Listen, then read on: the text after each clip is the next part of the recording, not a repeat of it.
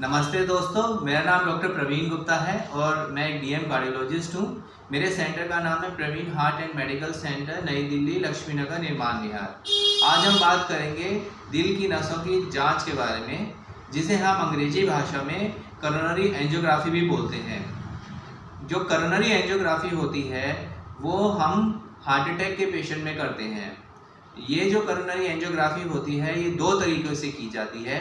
एक हम CT scan के द्वारा करते हैं और दूसरा जो कार्डियोलॉजिस्ट होते हैं जो कैथ लैब में करते हैं, जिसे हम इन्वेजिव करोनरी एंजियोग्राफी भी बोलते हैं। जो सीटी एंजियोग्राफी होती है वो हम एक सीटी स्कैन की मशीन के अंदर करते हैं।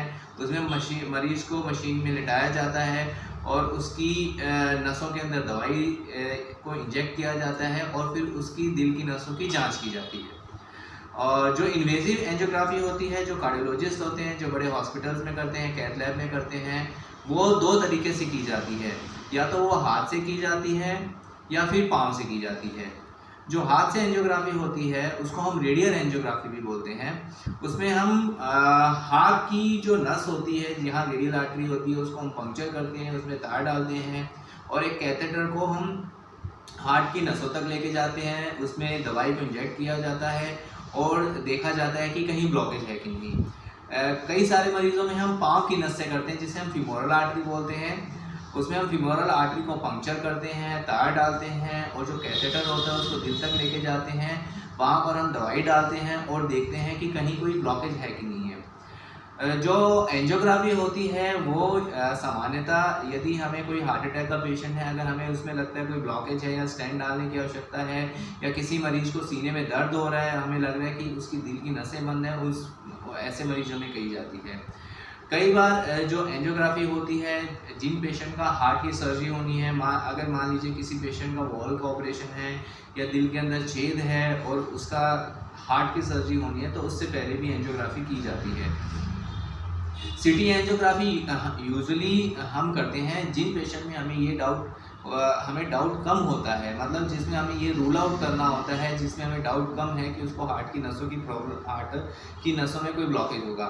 जो इन्वेजिव करोनरी एंजियोग्राफी होती है, यूजुअली जब हमें बहुत ज़्यादा स्ट्रॉन्ग डाउट होता है कि हाँ कि नहीं इनकी नसों में ब्लॉकेज है, तो उसमें हम डायरेक्टली पेशेंट को इन्वेजिव या बड़ी एंजियोग्राफी एडवाइस की जाती है।